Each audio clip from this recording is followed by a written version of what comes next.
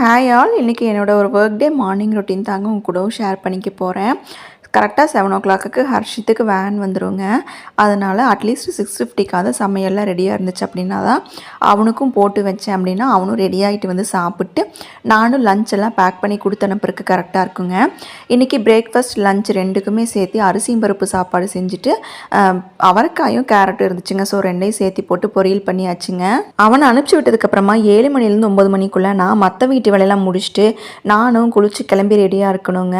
அதனால் அவன் கிளம்புனதையுமே counter டாப்பெல்லாம் clean பண்ணி விட்டுட்டு இருந்த பாத்திரமெல்லாம் கழுவி சிங்க்கெல்லாம் வாஷ் பண்ணி கிச்சனில் மொத்தமாக எல்லா வேலையும் முடிச்சாச்சுங்க. நெக்ஸ்ட்டு நம்ம பிளான்ட் பேபிஸ்க்கெல்லாம் வந்து தண்ணி ஊற்றி விட்டுட்டு வீடியோ எல்லாம் கூட்டி விட்டு ஃபஸ்ட்டெல்லாம் வீக்லி த்ரைஸ் வந்து மாப் போட்டுட்டு இருந்தேன். ஒர்க்குக்கு போகிறேன் அப்படிங்கும்போது வீக்லி 3 days வந்து மாப் போட முடியாது அப்படிங்கிறனால இப்போ வீக்லி ட்வைஸாக மாற்றியாச்சுங்க. வீக்கெண்ட் வந்து ஒரு டீப் க்ளீன் பண்ணிவிட்டு வீக் டேஸில் ஏதாவது ஒரு நாள் வந்து வீடு வந்து மாப் போட்டு விட்டுருவேங்க. ஸோ இன்றைக்கி மாப் போட்டு விட்டலாம் அப்படின்ட்டு அதுவும் மாப்பெல்லாம் போட்டு விட்டாச்சுங்க.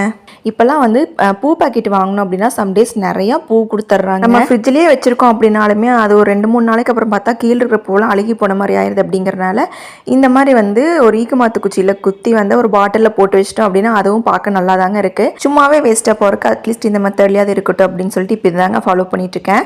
எல்லா வேலையும் முடிச்சதுக்கப்புறமா நானும் குளிச்சு வேலைக்கு கிளம்பியாச்சுங்க. இன்னொரு vlogல பார்க்கலாம். தேங்க்ஸ் ஃபார் வாட்சிங்.